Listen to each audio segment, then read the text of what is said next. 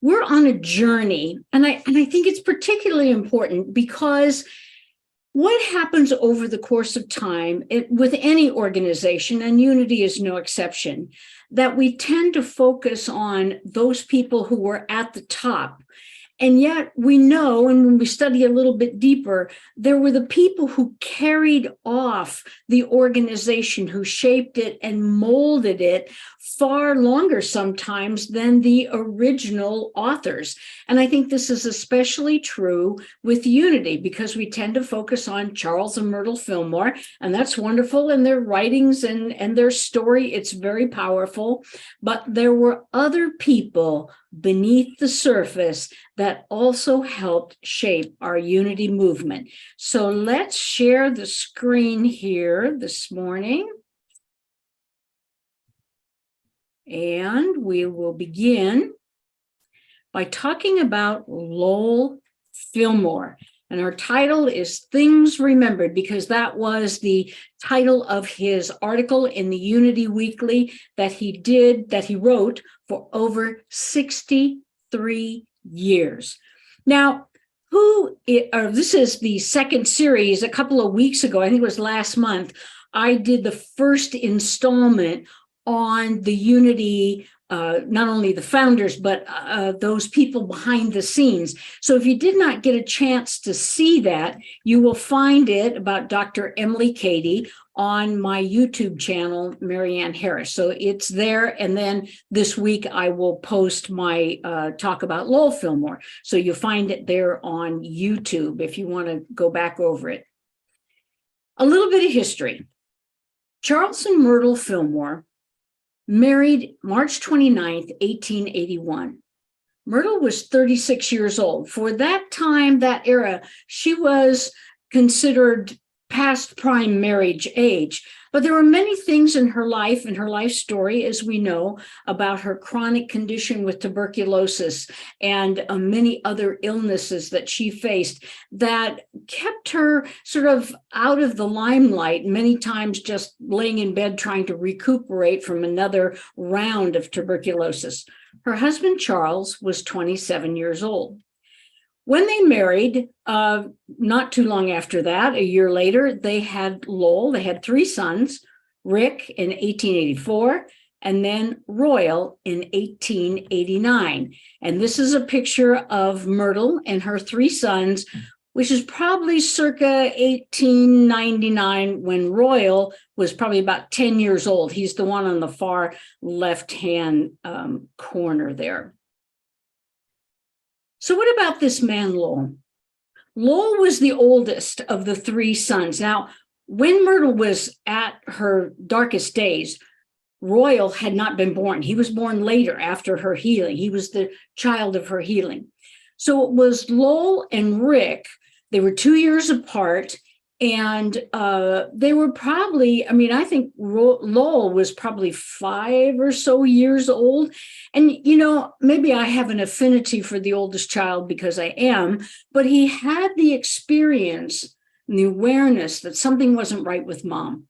So, she would no longer get up and fix dinner. She laid in bed a lot. She couldn't walk up a flight of stairs. She couldn't play with them anymore. So in 1885, Grandma Fillmore came to stay, and she stayed for 50 years until her death. Now, Lowell remembers his mother during this time of her illness as being cheerful, but what he also remembers is a very important insight.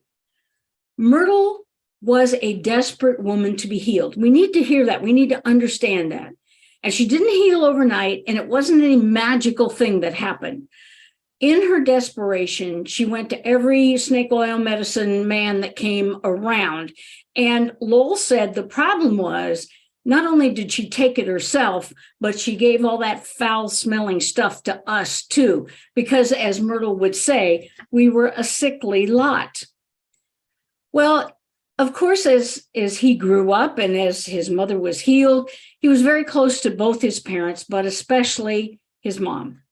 He married Alice Lee on Valentine's Day, isn't that sweet, 1926. She was also a Unity worker. So Lowell and Alice really ran Unity from the 1920s all the way to the 1960s. I mean, they were an integral part of the Unity workings day in and day out. Lowell and Alice had no children. When Lowell's youngest brother, Royal, passed away at a very early age, we believe from complications of diabetes. He passed about a year after his wife, Frances, died in childbirth. So now he has this 1 to 2 year old child, and he himself is deathly ill, ultimately passing. And so Lowell and Alice took what they called little Frances and raised her as their own. Whenever you talk to an old-time Unity minister who met Lowell Fillmore, the one thing they would always say is he was a gentle soul. They said, oh, dear Lowell. There was always this heart thing for Lowell Fillmore. After high school, unlike his two brothers, he went right into working to Unity. He never went to university, and he stayed there throughout his entire life. He never really wanted an office job, but he had his desk right in the middle of the room where everybody else was working. He never wanted a private office. He worked every day, and it is said that he was at work at 7:30 every morning for over 60-something years. He was a gentleman who loved to play Santa, and apparently he was well-stocked for that particular role. Like his mother and father, Lowell would go into the cafeteria. Now, remember, we're talking 9th and Tracy, which is downtown Kansas City. We're not talking about Unity Village out in Lee Summit. That did not exist at this time. But the Unity cafeteria did. It was a vegetarian cafeteria that was well known in Kansas City. And like his father, he would get in line and carry his tray through the line and then sit next to whoever had an open seat, much to the surprise of many of the Unity workers who realized, oh, it's Lowell Fillmore sitting next to me. He loved to garden. Unity Village itself, Unity Village proper, was the architectural dream of his second son, Rick. Rick went to university, he studied architecture, he traveled throughout Europe. Rick wanted to make Unity Village sort of an Italian Renaissance theme. And you can see that in the buildings, if you've ever had the opportunity to go to Unity Village, in the way they're molded and shaped, and the color, that terracotta color in most of the buildings of the main buildings of Unity Village.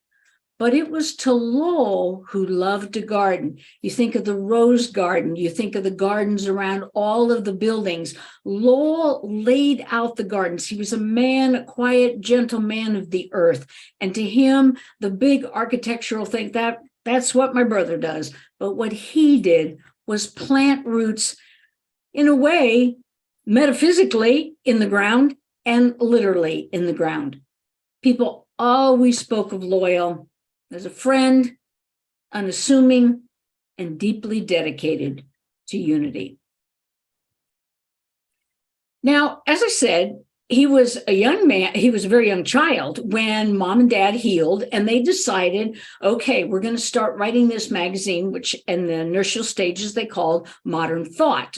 Well, he was very young, 8, 10 years old, and he began helping in the printing business, especially after school and on weekends. By age 10, he was out there selling subscriptions, no idle hands, He learned to type. He could take shorthand. He would write columns with and for his mother for Wee Wisdom, which is the child magazine. So there was magazines for adults like Modern Thought, and then there was magazines for children. And remember, Unity, as today we still do, there's the business side of Unity, and then there's the Sunday side of Unity. And we know that Lowell, for many, many years, was someone who helped out in the youth education program. Like his mother, he had a real heart for children and their education. In 1909, he was 26 years old. Things began to pick up for Lowell. He became the editor of the Unity Weekly. Now, this was a magazine. I want you to pay special attention to this, that Charles developed, and it was to become sort of the official newsletter, if you will, to the organization in Kansas City, like my homeowners, we're going to spray the gardens and everybody needs to lock their doors and make sure in this cold weather you check your faucets and all that kind of stuff. It was an in-house document, okay? That's what it was originally meant to be. And Lowell began to write this column called Things Remembered. And if you missed Sunday service, they would put Charles Fillmore's Sunday lesson in the weekly, a Bible lesson, and then sort of idle chit chat from around Unity, the Unity offices. So 1909, he becomes the weekly editor. In 1914, he becomes the general manager. In 1933, at the death of his mother and his father beginning to pull back from the real organization, he becomes the head of Unity School. When his father died in 1948, he became president of Unity, the title he held until he retired in 1964. And in 1975, he passed at the age of 93. Now, this column that Lowell wrote, Things to be Remembered, was extremely popular. It was the thing that people read in that weekly. And for nearly 63 years, he wrote every single week, missing very few. Here's the important point. Remember last time when we talked about Emily Cady, we said that even Lowell Fillmore said, don't read Charles. He's too confusing. Read Emily. Well, not only that, but between Emily and Lowell, they took these, what I'm going to call the esoteric teachings of their parents, and they molded them and began to shape them into what we then began to say and call the term practical Christianity. He was the one who said, how do we put this in practice? It's nice to read about it, but how are we going to put it in practice? The big thing about Lowell Fillmore is the prosperity banks. Now, for those of you who don't know what they were a little triangle made out of cardboard with a slit in them, and you were to put in money, and there was a prosperity affirmation on the front. In 1910, the idea was to help the Unity Weekly, remember the in-house document, be funded. My friends, Unity has never really been a real prosperous organization, okay? And if you read the early days of Unity, you know they were always struggling. For example, We Wisdom. It was published and then it was stopped. It was published, then it was stopped, and it was published and then eventually was stopped. Why? Because of the printing costs, the mailing costs, and the personnel costs. So they were always trying to find ways to fund these things. So Lowell comes up with this idea. Now, what's interesting is nobody knew Lowell did it until 1934, 20-something years later. And it was a way to pay for your subscription. Now, remember I said Unity Weekly was just kind of the in-house document. So in 1910, 1 year after Lowell started, there were 35 subscribers. Now watch this, the idea of the Prosperity Bank. 2 years later, there were 30,000 subscribers. It was so popular. People were like, what a great idea. So they started to use these prosperity banks for more than just Unity Weekly. They started to use them for Unity Magazine. Modern Thoughts later version is called Unity Magazine. And of course, the Daily Word when it came out in 1924. So all of these things had to be, there were subscriptions and had to be paid for. So the Prosperity Bank was a way to save for the subscription, not prescription. All right. But listen to this. It said, upon receipt of your request, we will enter your name on the mailing list of the Unity Weekly for 1 year. And we will send you a bank in which you are to save a dime a week. And at the end of 10 weeks, return your $1, which was the subscription fee, thus saved in the bank for your subscription. As soon as we receive your application, we will enter your name on the prosperity list for 1 month's prosperity treatment. Each bank had a strong prosperity statement printed on it. This statement is to be repeated every time a dime is deposited in the bank. And this is where Lowell, this whole idea of practical Christianity, it was like you're practically going to do something. You're going to put this dime in this bank and you are going to recite this prosperity affirmation. Now, notice something here. Upon receipt of your request, we'll send you the newsletter and we'll send you a prosperity bank before you pay for it. Before you have paid for it, we will send it to you. It was a huge leap of faith on Unity's part that was already financially struggling to put this out into the universe. But ultimately, it was what carried them through the Great Depression and into the 30s, 40s, and even into the 50s. So this idea of practical Christianity, what do we mean by this? Lowell writes, we must remember that God made man perfect in the beginning, and that perfection is still the reality back of him. Unity thinks of the body as the physical part of us, the vehicle through which spirit and soul find expression. Lowell believed that people comply with the will of God and with divine law by engaging in a variety of spiritual practices. And the practices we know and teach: affirmations and denial, prayer, going into the silence, being joyful, living in the now, and educating ourselves on spiritual matters. But one of the things Lowell was really key on was what he called right thinking. He said that the process of controlling thought begins with a belief that it's possible to do so. You can control your thoughts. In the work of disciplining the mind, Lowell considered affirmations essential. Affirmations do nothing to change the mind of God.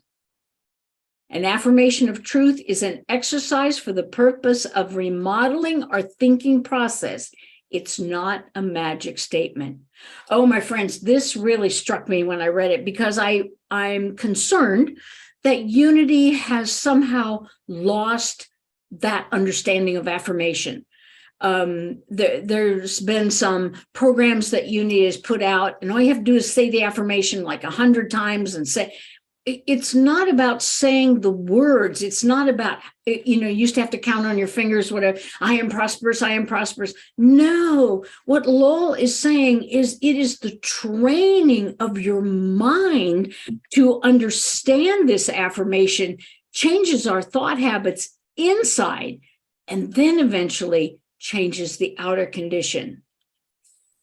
God lives in the now, and so must we. He said we need to educate ourselves in spiritual matters if we're to learn how to use our minds productively to express divine love and find the divine when we go into the silence. Now, this is different from mom and dad. Remember when we talked about Emily Cady, I said that Lowell and Emily did not espouse the theory of the 12 powers as Charles and Myrtle did. We know that Lowell wrote very infrequently, maybe a handful of times, about the 12 powers. For Lowell, it was about putting our thoughts in order. We didn't have to quicken a power. The power was thought. And from that understanding of right thinking, the use of affirmations and denials to clean out the sort of inner closet, from that place, being aligned with spirit, then the external would begin to change. Lowell Fillmore's writings can be found in 2 compilations. One of them is called Remember, that was published in 1930. The other is New Ways to Solve Old Problems in 1938. They are both available on Amazon, or you might find them in somebody's old Unity library like I did. But, it's something about reading his writings that you read through the past and you go, oh, yeah, it's like finding an old friend to have a cup of coffee with. So I really invite you to check into Lowell Fillmore's writings. They're much easier to read than his father's or even his mother's. You can have that sense of the heart and passion that Lowell Fillmore brought to Unity, and his passion that this become practical for people. This is what will change their life. This is because they have changed their mind. It will invite them into a new world of their own making. And so here is a picture in the probably mid 1920s, because Royal died in 1926. So on the left is Myrtle, Charles, and they called her Momsey, Grandma Fillmore, and of course Lowell, Rick, and Royal in the back. So that's the little family. But I hope that it gives you a sense that Unity wasn't just founded on Charles and Myrtle Fillmore, that there was so much more that happened to refine, to clarify these teachings that we call ours, and how in getting back to some of their writings, we once again have a sense of that sort of essence and the power that was there from the very beginning. So thank you for joining me today, and I hope you enjoyed a little insight into another Unity founder and how they impacted the Unity message.